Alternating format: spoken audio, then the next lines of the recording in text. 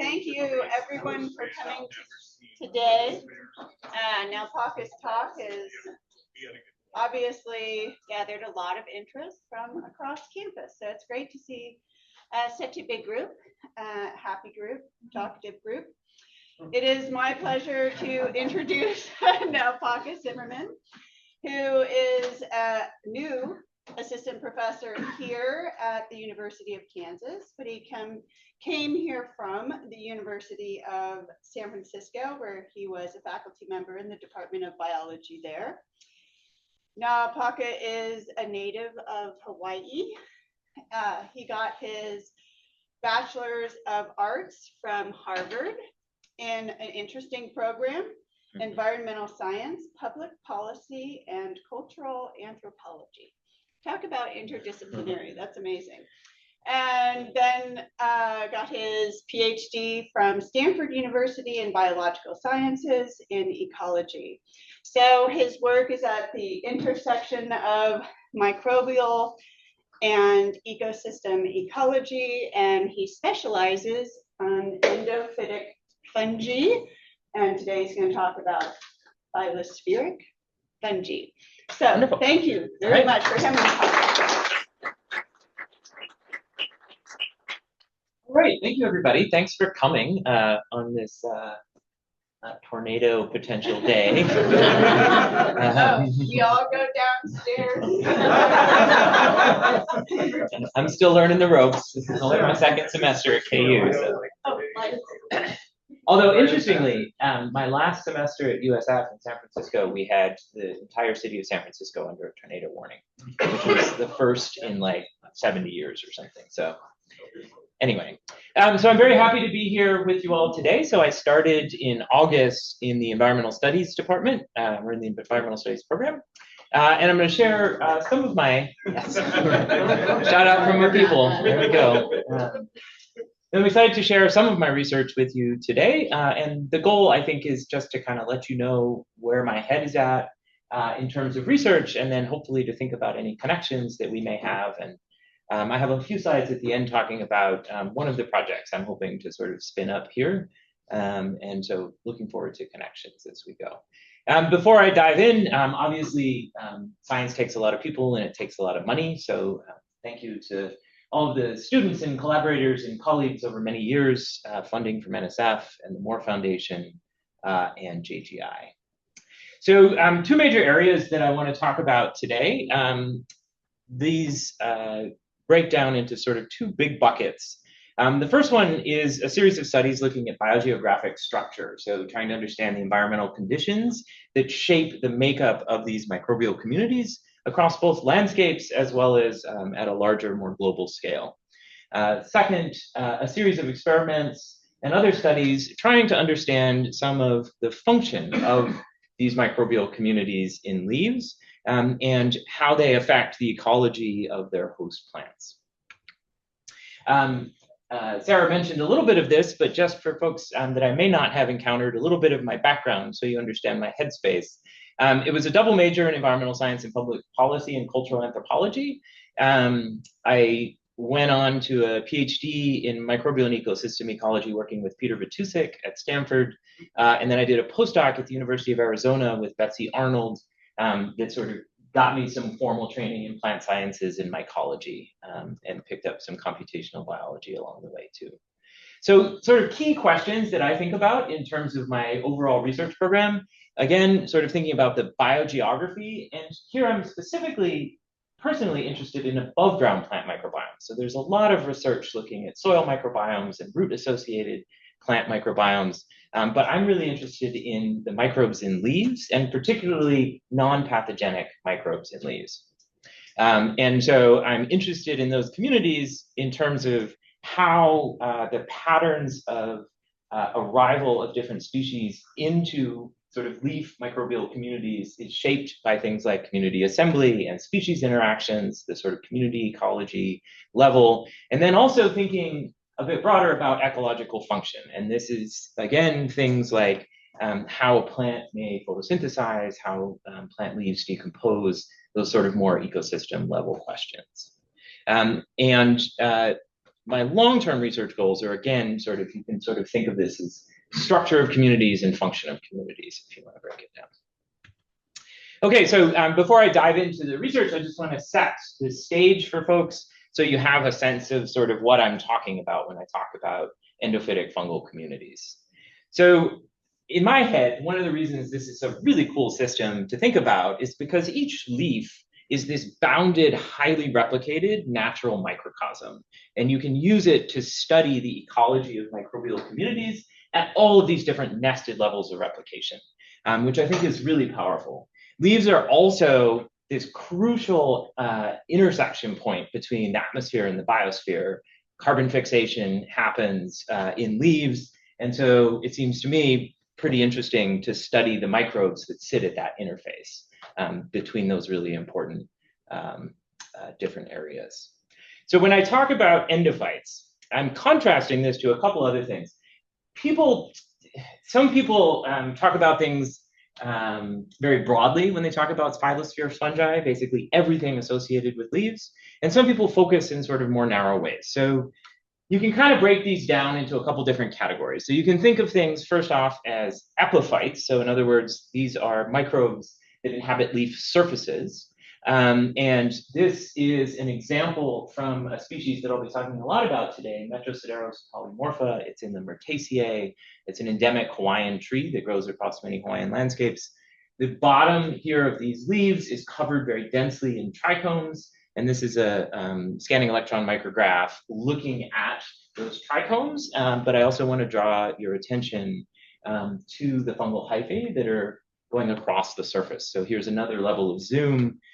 This is a single trichome on the leaf, and here we have the branching hyphal structures. Sort of, I think of this in the like trichome understory on the leaf, right? There's this sort of interesting scale parallels. But there's also the interior of leaves, and there are actually quite a few microbes that inhabit the interior of healthy leaves. So this is from a paper by Peter Johnson in New Zealand that when I first saw it, I was really amazed by. He basically transformed some fungi with GFP and then inoculated them into leaves. Again, these are healthy leaves. These are not pathogens. And so everywhere you see the bright green, this is a cross-section of a leaf. These are fungi that are sort of growing in the interior spaces, the open spaces inside of a leaf. Because a leaf, as we'll see in a second, is not this compact set of cells, but there's actually a lot of airspace, which is essential for gas exchange. And these microbes like living in there. If you plate out surface sterilized, surface cleaned leaf segments, all sorts of interesting fungi will grow out. And I have this picture up here in particular because as anybody who's done any microbial culturing will probably spot, we have this zone of inhibition between these two different species. So these fungi all came out of different segments of the same leaf, but they're having very clear interactions with one another and preventing growth. And so you have this rich set of community dynamics going on inside of the leaf structures. And again, sort of thinking across scales and how these different things fit together, I'm sure we have all had the experience of sort of walking through the understory on the dirt road through a forest or something like this. And in my head, I also think of that going on inside of a leaf, right? So this is a cryogenic cross-section in SEM of a poplar leaf, which is one of the species I study quite a bit. This is all empty airspace, right? And you can think of these kind of like trunks of trees and the canopy up here where you have most of the photosynthesis. So there's all kinds of microbes in this understory, and we still know very little about them. Right? So again, sort of keeping this in your head. The other thing that's important to know is different types of transmission. So this is from a paper a number of years ago where we were sort of laying out different transmission types in seed-associated microbiomes. And you have vertical transmission in some cases, and this is where the microbe basically is transmitted from the maternal plant through the seed. And then when the seed germinates, the microbe is already there associated with that new seedling. You have horizontal transmission where a leaf or a seed or something like this is actually clean of microbes. It does not have any microbes colonizing it. but it is colonized from the environment. And that can come from a maternal host, or it can come from in the leaf litter layer or whatever, right? So you have this vertical versus horizontal transmission. Most of what I'm going to be talking about in leaves, and most of the case for leaves that people have studied worldwide, are primarily horizontally transmitted. This is quite different from the pretty well-known fescue endophytes that people may know about, which are vertically transmitted, systemic, and are really important in agricultural systems because they're not good for forage grass and cattle. Okay, so starting into some of the science, thinking first about biogeography, and this is sort of generally who lives where and why. When you can't see these things and the leaves all look healthy, how do you know who's there and what things shape the makeup of those communities? So the first study I'm going to tell you about is thinking about this across a Hawaiian landscape. So this is the big island of Hawaii. I actually was born and raised here. And one of the things that you'll notice from this image is all of these sort of black lines coming down from the summit of these mountains. This is an active volcano. The Hawaiian Islands are all volcanic islands, and those black lines are recent lava flows coming down from the summit, in this case, of Mauna Loa, and over here, Kilauea volcanoes. But what this does is it causes there to be, across this landscape, a really interesting system for studying differences in environment while holding a lot of things constant. That's hard to do almost anywhere else in the world. So sort of zooming into this set of sites that was used for this study is known as the Mauna Loa Environmental Matrix.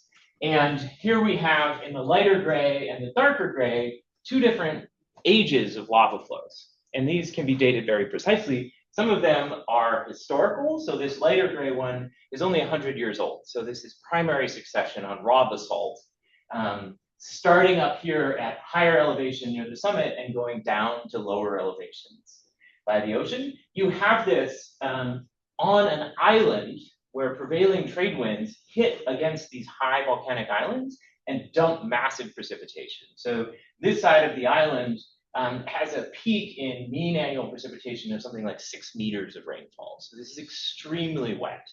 You hit the mountain and you go to the other side, and now you're seeing somewhere around 500 to 750 millimeters of rainfall annually at the exact same elevation on the exact same substrate of the exact same age.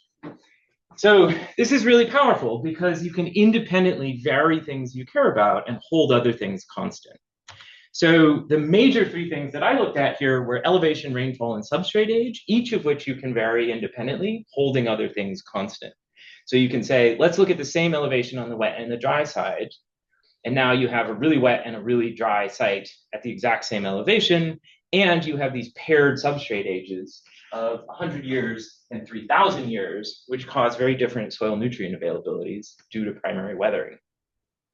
This was sort of first conceived in the 40s and then was used to great effect for a lot of ecosystem development studies in the 80s and 90s by my PhD advisor, Peter Bertusik. So this has been used for a ton of different ecological studies, and I got excited about using it to think about microbes. So the other thing that's really powerful about this setting is across all of this huge amount of variation, order of magnitude in precipitation, basically sea level up to 8,000 feet in elevation, you have a single host species, not a single host genus, but a single host species that can go across all of those. And that's this tree, Metrosideros polymorpha. So this is one of the first species that grows on new lava flows. It's also a canopy dominant in much older forests. It's an iconic tree in Hawaii. The genus grows throughout the Pacific.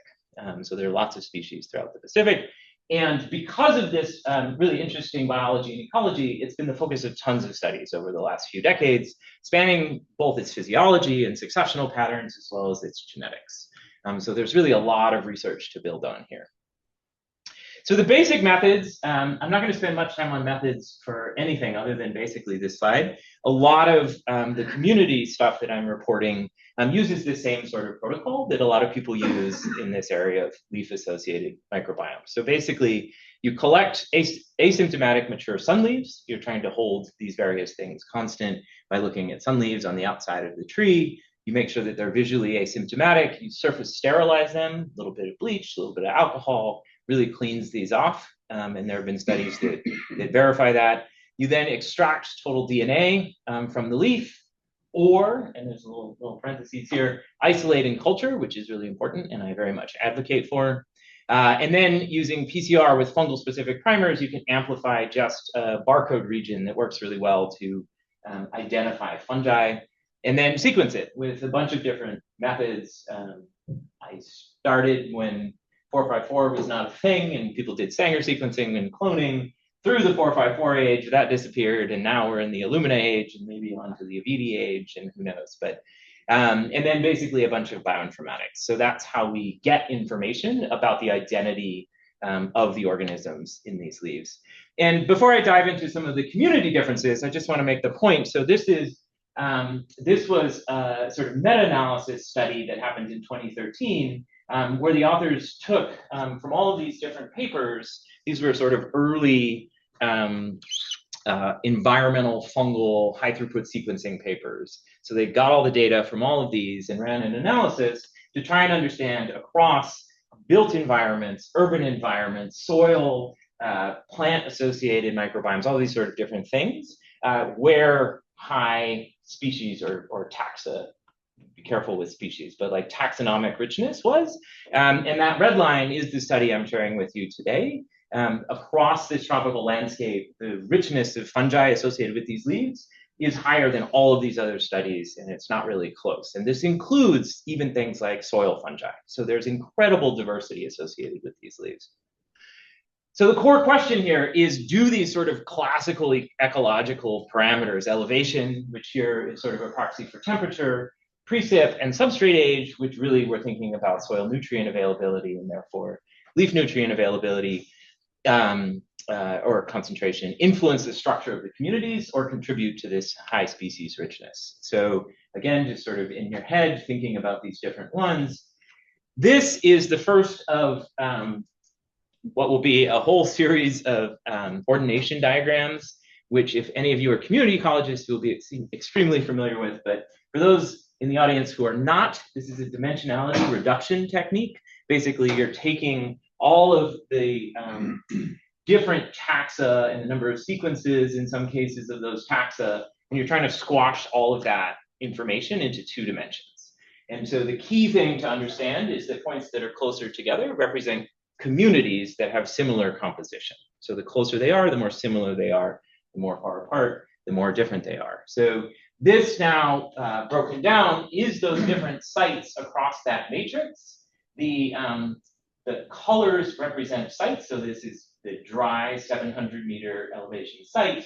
And then the young and the old substrates have the different shapes. And so what jumps out from this are a couple things. One is that elevation and rainfall are really important, and they end up being quite significant in explaining a lot of variation and doing so in a sort of orthogonal way to one another. So they separate along this axis by elevation. You have the lowest elevation site to the highest elevation site, and from the driest site to the wettest site across that other axis. The other thing that jumps out is that the soil substrate age, and therefore the nutrient availability of the soil, does not seem to have a big effect here. There is no separation by that. We didn't know that going in. We thought that a more well-developed soil might have a bigger effect because it influences the amount of nutrients available to the plant. But that did not seem to matter an awful lot. So this first study, sort of thinking across the scale of a landscape, there's really strong structuring by elevation and rainfall, but not soil and leaf nutrients across the landscape. And this was one of the first studies to sort of apply these techniques back in the day. So that was the landscape scale. I want to zoom back out and talk a little bit about some work I was involved in during my postdoc in the Arnold Lab at the University of Arizona. And this is zooming out from the scale of a landscape to think about the entire boreal zone. So here's the Hawaiian Islands, and we've got Earth's little halo up there. So this first study, which came out in 2021, is looking at a whole series of sites across the boreal zone, spanning North America, Europe, and Asia. And across these 7 different sites, we sampled a whole set of different fungal hosts. So this is not a single host. There isn't a single host that grows across all of these sites. So they sampled hosts very broadly. And we were using 2 different sort of complementary approaches. One was, as I mentioned, doing cultures from all of these tissues. So actually taking these tissues in all of these different sites, growing them up on media, getting them into pure culture, and then using Sanger sequencing of the large subunit and the ITS region to identify them. And that was paired from the same samples with next generation sequencing to try and get a sort of culture-free look at what made up these communities. And a couple findings from this. So this is first looking at the species area relationship. In addition to sampling plants for this study, we also looked at lichens. So lichens also, you might say, well, a lichen is obviously a lot of fungi, but there are endolichenic fungi, which are fungi that associate with the tissues of lichens in addition to the photobiont. So there's rich communities associated with lichens as well. And basically you see across this, this big range of scales, a pretty strong and steep species area relationship. So the more you sample, the more diversity you see. This is not a limited set of species that occur everywhere across the globe. The other really important take home from this study was that across the entire boreal zone, host identity exerts a much stronger effect than distance. So one of the questions in microbial ecology is, are communities similar to one another just because they're close to one another, or because of some other factors, whether that's host identity, whether that's environmental differences? And basically what we see, again, this is an ordination figure. And the take home here is that these sort of sets of shapes that have these polygons here, these are all from the same host genera type, basically. And they all cluster more similarly together than the different sites from across the globe, right? So if you were expecting everything in Russia to be more similar to another because they're all next to each other right in Russia, you would see all the Russian things clustered together. But you don't see that. What you see is the different taxa are all clustered together, regardless of where they're found on the globe, right? So there's a stronger signal of host association here compared to distance or location. And again, the study was designed such that you don't have huge environmental variation the way you did on that Hawaiian landscape, right? So again, we're looking at 2 different types of things. And then the other thing I just wanted to point out, a lot of people, when high throughput sequencing started in the early 2000s, the sort of older techniques of culturing and Sanger sequencing and these sorts of things, a lot of people sort of left them behind. But for any of you who do this stuff, I really strongly advocate for a sort of more hybrid approach, because it's really useful to actually work with living organisms and not just sequence data. It enables you to understand a lot more about them. If you want to, it allows you to get full genomes from those organisms. You can do experiments with them once you have them in culture. It's a lot of effort and money to do this, but it's really powerful to have actual organisms from your study sites. What this set of figures shows is that both of those techniques basically broadly agree, significantly agree in the amount of richness. So if you get a lot of richness out of a sample doing a culture-based technique, that will also generally be a rich sample using a culture-free technique. So you're obviously getting different levels of richness because you can sequence much more deeply with next generation sequencing, high throughput sequencing, but broadly your patterns are going to agree. So I thought that was pretty neat. This is a second study, again, thinking about this sort of boreal zone. And I should mention that these studies were part of a Dimensions of Biodiversity NSF grant that was looking at this. So this one, which came out just a few years ago, had two different transects, and it was basically looking across a sort of latitudinal transect. And so I should point out here, we're talking about Canada. This is like into the far north. So this is the Arctic tundra down here, and this is southern boreal forest, sort of spanning all of this. And then there was also a transect that sort of was at the same latitude, sort of east to west, where you're holding latitude constant and trying to look at effects of distance. And at each of these sites, there was a bunch of sampling within microsites and paired sites and so on. And the big take home here is that it kind of matters what kind of host you are for thinking about how big an effect environmental factors have.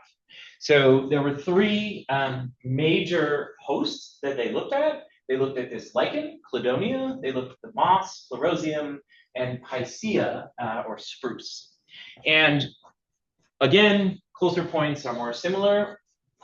What jumps out of this is that the spruce hosts have strong separation by latitude, right? So this is the tree host. This is saying for trees in particular, this matches really well with what I found in Hawaii, that environment has this strong structuring effect on the microbial communities associated with trees. That effect is substantially muted in lichens and moss. And there are some hypotheses about why that is. They're in the understory on the ground, there may be buffering effects by being in the understory, these sorts of things. But it seems to be that there are different patterns going on. So one, it was encouraging to sort of back up what I had found in trees in Hawaii across this much larger scale, but it also complicates the picture that it's not just environmental characteristics all the time. And this is a figure just showing the relative abundance of taxa, of fungal taxa. Here are some of the classes for those of you that are fungal nerds. And again, if you look across the gradient from lower latitude to higher latitude, you see that sort of strong shift in the spruce, whereas it's more of a mix in these other two. The other thing that I'll say is in the lower latitudes in particular, you have a strong dominance of the Dithydiomycetes, which is also something that is extremely common in the tropics. And so at these lower latitudes, you're getting the same sort of classes of fungi that appear as endophytes in other types of systems as well. But you start getting more interesting things as you move out into the Arctic and the tundra. Okay, so just a sort of summary of that portion. When is this over? We aim for one with some time for questions. Okay. Yeah, we're yeah. Well, I may skip some chunks going forward, but so basically, the taxa, the sort of take home from this is that host filtering is really important. So the host that you're in shapes the community, right? Different plants tend to have different communities. And the different hosts have differential responses to climate gradients, but it seems that for trees in particular, whether they're evergreen or deciduous, the environmental factors are relatively strong and predictable in structuring it. So diving a little bit into some of the function. So another sort of set of background slides. So leaves live and they're healthy, and then they senesce over time and fall off. If you're a fungal pathogen, you might live off of the live tissue. If you are a saprotroph, you'll break down the dead tissue once it hits the soil. And then there are a set of fungi that are known as hemibiotrophs, which can sort of do multiple things. There are also necrotrophs, which kill some of the tissue and then can consume that dead plant tissue, which is distinct from a biotroph, which is actually getting nutrients out of living plant tissue. And the question here is, when you're thinking about the function of endophytic fungi, right, they're living inside of asymptomatic leaves. So you can't say necessarily that they're being a pathogen, but at some point, if conditions change, if the plant is stressed, if they are exposed to a particular other member of the community, do they switch to becoming neurotrophic or biotrophic? How does this work? And so these are just a few slides thinking about phylogenetic context and its use for trying to pull this apart. So this is an ancestral trait reconstruction. It's a Bayesian phylogeny. The major thing I want you to see is that these blue here represent endophytic fungal taxa, and the red represent pathogen fungal taxa.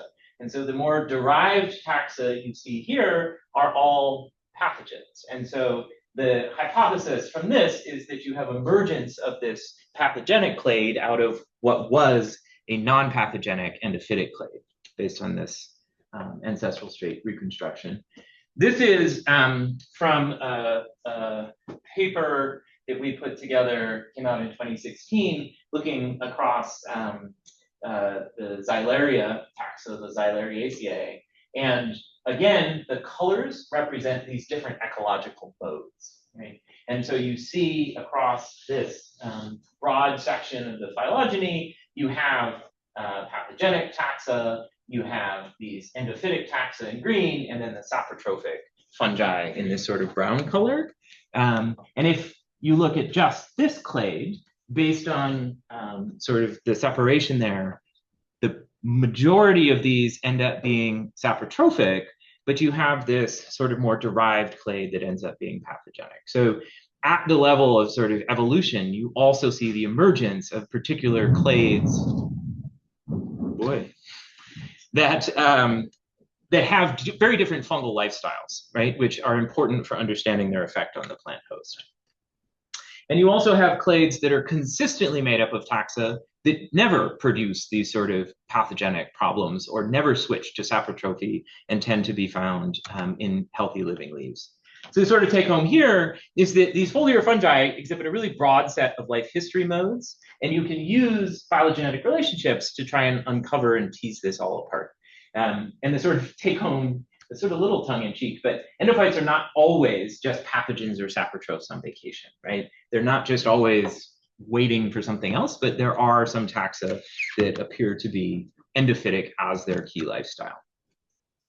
So jumping back to put this back in your head, I want to dig a little bit deeper into this and think about putting some of this together. So thinking about trying to understand what caused this separation across the landscape and also what causes some of this really high diversity. So there's this sort of conceptual question of what mechanisms or evolutionary processes are underlying these biogeographic patterns across the landscape. And then there's also this sort of methodological question, which is also sort of saying, we have this sequence data, can you sort of get more out of that than just identifying the taxa? And it's a little bit tricky with the region that we use for fungi, the internal transcribed spacer, because it's non-coding, and so it's highly variable. And so it's actually kind of tricky to align broadly to make phylogenies across really diverse taxa. So one way I started thinking about looking at this, for folks who do microbial ecology, this will probably seem pretty familiar, and for the rest of you, it may be a little bit out there, but this is a log axis scale where you're looking at the number of sequences per 90% OTU. And in fungi, this is basically saying, if we group together all the sequences that are 90% similar to one another, roughly speaking, you can think of that as roughly the genus level, right? So for those people who are sort of familiar with non-sequence and OTU jargon, just think number of sequences per genus. And the idea is you would generally expect that the more deeply you sequence, the more sequence variation you're going to pick up across a broad landscape. And for these black dots, you generally see that there's a slight increase as you move to really deeply sequenced genera. You're picking up more diversity. But and then I should say here on the y-axis, this is the number of 95% OTUs, which in fungi, roughly speaking, correspond to species level. So you can sort of think of what this graph is the number of species per genus based on sequencing depth. And you would expect you sequence more deeply, you get more species per genus, you're picking up more sequence diversity. But there's these interesting outliers, right? Where you're getting way more species than you would expect per genus based on sequencing depth. So something else is going on. And it turns out all of these outliers come from these high elevation sites, right? They're only from these two highest elevation sites on the wet side of the island. And what are those high elevation sites look like? This is what they look like. This is at 8,000 feet on Mauna Loa volcano. At that elevation, you don't have a lot of precipitation. It's cold. It snows in the winter. This is 100-year-old, 150-year-old basalt. So you don't have a lot of weathering. This is a harsh place to live, right? This is an ohia tree growing out of a crack in the rock, right? So this is kind of a weird place.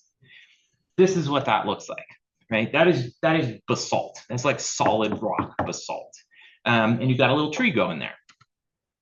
This is that exact same lava flow, same age, lower elevation. So you have more rainfall, it's warmer, you have more soil development. And so with the same amount of time on the exact same substrate, you get really different development, right? So these higher elevation sites are kind of weird, right? If you take all of the sequences that are those outliers and you put them into a phylogeny, it turns out that they all fall into this single well-supported novel clade that is in the fungal family Teratosphaeriaceae. And this is actually a pretty conservative set of sequences because the only taxa here that were included was where across the samples there were more than 10 sequences and they occurred identically in at least 2 different trees, right? So these are not just sequencing noise, these are real sequences that occurred with some abundance, and they all cluster together here in this phylogenetic framework. This is a maximum likelihood tree. So there's this observation, unexpectedly diverse high elevation lineages turn out to be monophyletic, and they're all placed in this Teratosphaeriaceae. So what could explain that? So I went digging around in the literature, what are these Teratosphaeriaceae? And many of them are so-called black meristematic fungi or black yeasts. They're not actually yeasts like we think of beer yeast or bread yeast, but their growth form is sort of yeast-like. They grow incredibly slow and they're super highly melanized. They grow in really weird places. This is an image from a paper in the dry valleys of Antarctica. They grow on statues, they grow on crystals, like they're these super rugged fungi. And so I went back out and started trying to culture things from these leaves to see what I could get. And I got a lot of things that looked black and meristematic. And so this is 4 months of growth, right? It's tiny, right? Extremely slow growing. And I sequenced all of these. None of them were the mystery thing, right? None of them were the mystery clade. So this was like a hunt. None of them were the mystery clade. And so I was like, well, gosh, like I feel like I'm getting somewhere, but like this is very unsatisfying. And so I went back out and I started thinking a little bit more carefully. And so this is a leaf from high elevation. This is just a light microscope. This is the adaxial, or the top part of the leaf, right? And it's glabrous, it's totally smooth. The bottom of these leaves are super densely covered in trichomes, right? So this is now the bottom surface of the leaf. 800 trichomes per millimeter, 30% of leaf mass by area is trichomes. Like this is crazy. This is like super dense trichomes. And if you take those trichomes and you put them under a microscope, you see all kinds of very interesting things. So these clear structures is a single leaf trichome under light microscope. And these trichomes have a hollow core, and you see these melanized fungal hyphae inside of the trichome core, and you can see things like the fungal septum and sort of, these are all different pictures of that sort of thing. So I saw this under the microscope and I was like, aha, like this is very interesting. And it turns out if you sequence these, it's a dead ringer. That's the clade, right? So the hypothesis now is that this highly diverse clade is monophyletic, it's melanized, it's trichome associated, related to many extremophile taxa, are associated just with these high elevation ohia in Hawaii, which suggest, but certainly don't prove, that there is some sort of rapid diversification or adaptive radiation going on at these high elevation sites in these host-associated fungi. Okay, I need to make a decision here.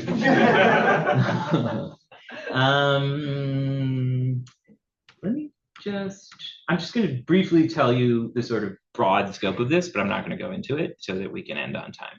So that's all sort of field stuff, culturing stuff, thinking about biogeography. Another important thread of what I do is growing plants in the greenhouse or in growth chambers and doing manipulative experiments to try and understand the effects on the host and how these communities assemble. And most of that work is done in the genus Populus or cottonwood. And so this is just an example of that in the greenhouse. And the basic idea here is you go out and you collect leaves, you do a bunch of culturing from those leaves to build up a sequence identified culture collection. And then using that collection, you now have a set of all of these fungi that you can then put together in different combinations and inoculate into leaves to do experiments. And the thing that makes this possible is that if you keep above ground tissues dry in a greenhouse type setting, basically they flush clean. And so you basically have a blank slate to introduce, because this is horizontal transmission, whatever experimental taxa you want. So you can put them together, you keep the leaves really humid, the little plastic bags, the fungi germinate, they infect the plant, and you can do whatever your science is. So we used this approach, cultured a bunch of stuff, inoculated plants, and then we put them back out in the field where they were originally cultured from. So instead of a greenhouse, and the question was about priority effects. And we were trying to see if the priority effects of inoculating with endophytes might affect in a high pathogen pressure natural environment, whether there would be some effect. We also put out spore traps and collected basically airborne spores and that sort of thing. And what you find here also sort of matches that earlier thing. These are the sort of spore traps. They're really all over the place. All of the different leaves across all these different plants all collapsed together because they're so similar to one another compared to what's out in the environment. So you have super strong host filtering. There were no major difference in richness across the different treatments. So this sort of suggests not strong priority effects.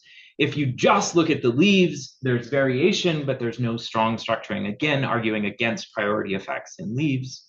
Priority effects are basically, for those not familiar, the thing that gets there first shapes the community that assembles later over time. We also looked at pathogen damage and find significant effects. So the overall model was significant using mixed effects. And you also looking at pairwise contributions, certain of these endophytes which were inoculated in caused less leaf drop. And if you do digital image analysis of the leaves that we collected, similarly, you get a significant overall model with mixed effects and several species popping out as having significant less necrotic leaf area. So there's definitely a signal here, but it doesn't seem to be shaped by community assembly differences. I'm going to skip this. Basically, it doesn't always work that way, and there's also a plant genotype effect.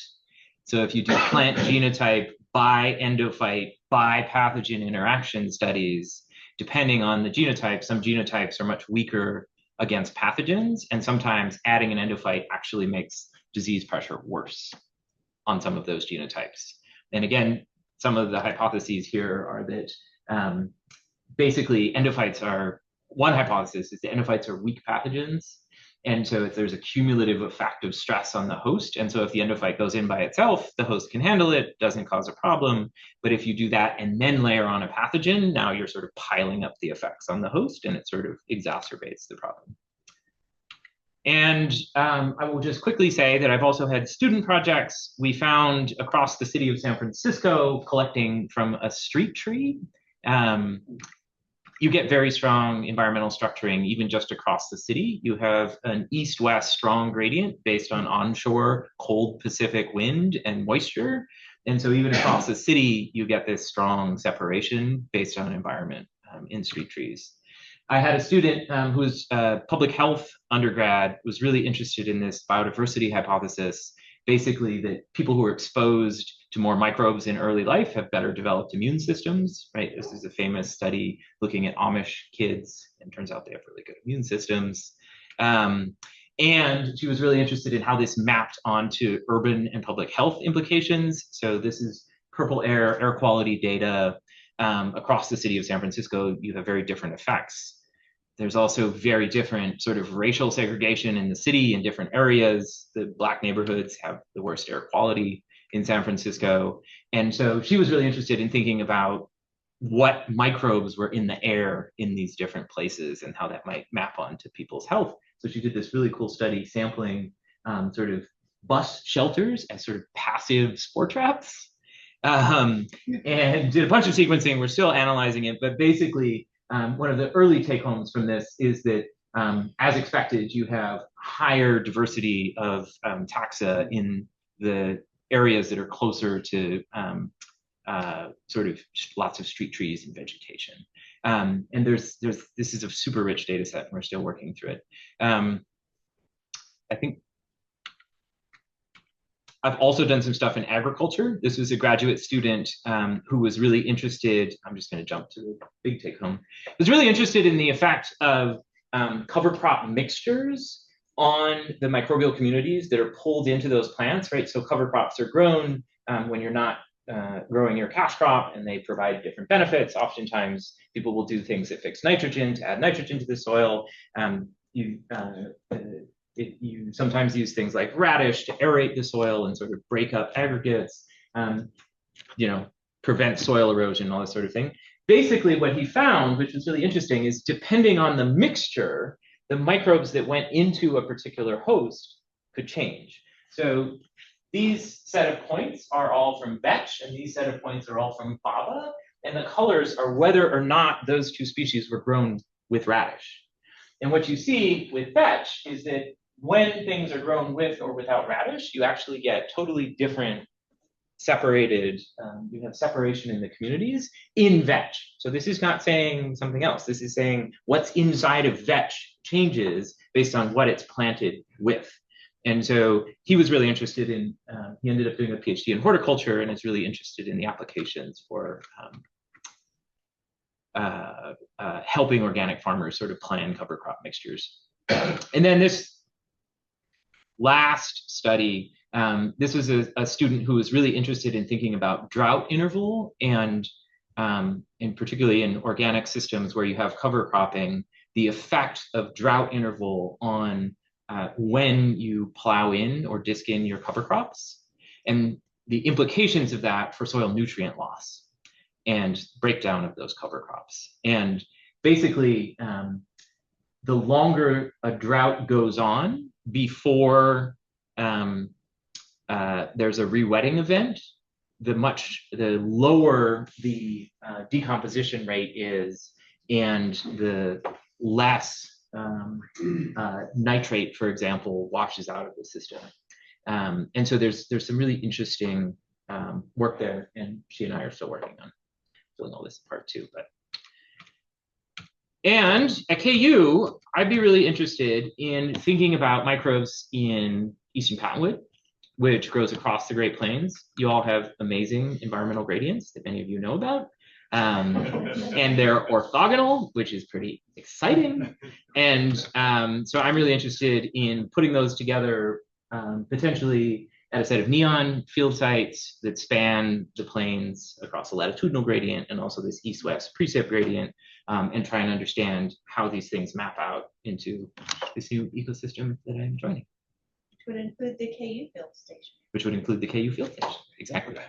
That's it. Thank you all. Thank you.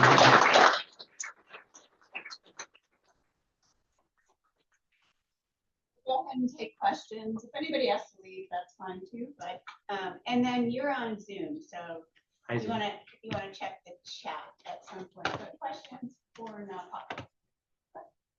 I have a question about your grad students' research on air quality in San Francisco. Yes. So you reported that you found a relationship between air quality and proximity to green space. Yes.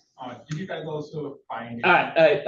She found a relationship between the richness of fungal spores collected off of, yeah. So it wasn't air quality and green space. Yeah, it was different. It was higher fungal richness. Higher fungal richness, closer to green space. Yeah. Oh, Yeah. that answer. Yeah. Thank you. Yeah. Yes. So in your test of the priority effects Yes. on leaves, Yeah.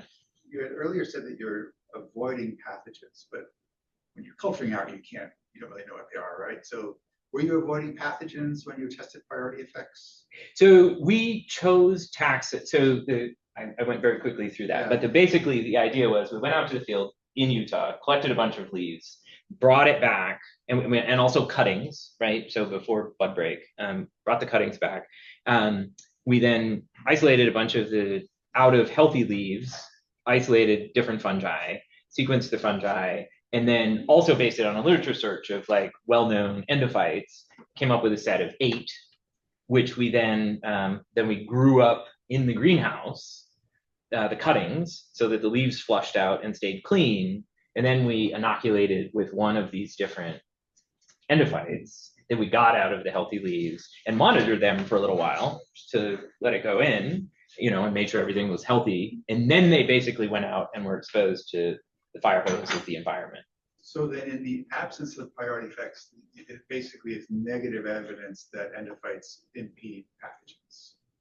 In the absence of priority effects. Right, if you don't have priority effects, then you basically not have evidence that endophytes are functioning as pathogen protection. But you do precisely have evidence that they're functioning as pathogen protection. So where does that come from? Full screen. But well, so that was this set of slides went quickly. Yes, that's so the 2 readouts here were leaves recovered. So I went over this pretty super fast, but we also marked all the leaves that we inoculated because the plants kept growing, right? So we had these little tags, so we know which leaves we had inoculated. And then we went back out, and of the leaves on each of these cuttings, right, we could know how many of those were not synapsed, premature abscission, based on heavy pathogen pressure. And so that's this data, and those are significant. Those are the particular pairwise significance, and it was overall significant. And then also necrotic leaf area of the leaves we knew we inoculated. So we then collected those leaves and scanned the leaves and calculated percent necrotic area. so And that's also significant. Necrotic and dead leaves not included in the test of priority effects? The other ways that this could happen, besides priority effects, right? So priority effects I think of as saying, if a species gets there first, it shapes the later composition of the community, right? And the readouts that we were looking at were richness and composition. Right. And richness and composition did not show significant effects based on prior inoculation. Is evidence of priority effects. Right? I mean, it's sort of. Well, it could be that the community is identical, but the host is responding differently to a particular later colonizer, right? The pathogen, right? And so. But it's still depending on who was there, right? So. I think it's semantics. I think it's semantic. When I think of priority effects, I think of community composition. If it sounds like you're talking about priority effects as basically if something comes there first and changes what happens. The pathogen is part of the community. So if you impede the pathogen, then that's evidence of priority effects. But pathogen abundance is not the same thing as disease severity. But it's the question is like, is it pairwise or is this a whole community shaping thing? Like, do you arrive at an alternative community endpoint, which then has some other thing, right? Like, yes, there's like variation in all of these things, absolutely, for all sorts of reasons. But it could also be that you get more or less pathogen damage because the plant is stressed in a slightly different way, and so its immune system is upregulated in a slightly different way. And you could argue that that is a priority effect, but the way that I'm talking about it, I'm talking about shaping the community composition based on early colonizers. And I get what you're saying, but I think the distinction is I'm thinking about the community as a whole being statistically different versus there being an effect on some later species that's coming into the system, if that makes sense. Because it could be that that's a pairwise interaction as opposed to shaping an entire community. And so when I'm talking about priority effects. So in a couple of the phylogenetic trees, you showed within the saprotroph and pathogen clades, there were often like a couple organisms that were still predominantly endophytes. So what do you think is going on there? Did they kind of independently lose that? And if so, what are those organisms like? Is there anything that sets them apart? Yeah, there's been some work in this, and I think my general instinct here is that it's a spectrum, right? These are not binary bins. And so you have some fungi which are always found as endophytes, and in different hosts, in different environmental conditions, they never seem to cause any disease. They're not frequently found in the saprotrophic communities. They're not found as pathogens frequently. You have other fungi which are almost always pathogenic in their hosts. They go on there, it causes trouble. But you have this really interesting middle ground where it seems like there's contingency based on environment and host genotype and all of these other sort of things that can really tip one from one to the other. And I sort of roared through it at high speed, but this study where we were looking at genotype by right, so this is an inoculation study in the greenhouse, and thinking about host, these are 6 different populus genotypes. They're all populus angustifolia, but depending on the genotype and the endophyte that you're putting in, you get very different outputs, right? So it's like phylogenetic. I think you can, for some really, in the cases where it's really strong, you can probably make some inferences about what something is going to likely be in a given host, but other times you don't know. And like, for example, these here, right? These were only ever found as endophytes, but they don't even have a name, right? Because they've never been formally described. And so to what extent does this represent just what people have been looking for and what's available in the databases? And if you sprinkle in the endophytes, what happens? And the basic take home of this paper was that if you add the endophytes, you're adding a bunch of novel diversity. They're not just filtering into all of these existing clades that we have hypotheses about. So there's something different going on. And that doesn't mean that's universal for everything that is found in healthy tissue, but it certainly seems like there's a different thing going on with some of these clades. Hope that answers your question. Thanks. We don't have any, oh, one more question. Sorry, last question. Thing is about, actually, first a comment about geography. I love it how you study the microgeography, basically in the leaves. But the question was about the sample size and the collection of the sample of these leaves, especially the first paper happening all inside the leaves. Did the leaf take it horizontally, vertically, and what was the sample size? So for that first study in Hawaii, that was each tree was represented by a pool of 10 leaves, which were taken from 3 different parts of the canopy at the same height. On the outside, sun leaves, mature sun leaves, asymptomatic, and those were pooled together. I didn't talk about it, but I also did, it's in the appendix of the paper, one of these, right? But I also did individual leaf sequencing to try and get at your question. And if you, and I think the take home from that is that basically there's still a lot of diversity in there. Like, you're not fully saturated. And so if you individually sequence individual leaves instead of pooling them, you find a lot more diversity because basically you're extracting and sequencing to higher depth, right? So this was also in the 454 era. So if you did, 100,000 sequences per sample, maybe that plateaus, which is closer to what people do these days. But yeah, that was the idea. So it was a pool from the whole tree. It wasn't just like a single leaf or something like this. Yeah. Last question. Yeah. So you- I'm fine, yeah. Great, kind of like a micro landscape question. So you were talking earlier briefly Yeah. about C3 plants and that airspace being sort of formed endophytes. Yeah. So you find that in maybe C4 plants where things are more compact, that there might be a lesser degree of colonization of endophytes, or So I personally have not done any studies. People have sort of looked across, and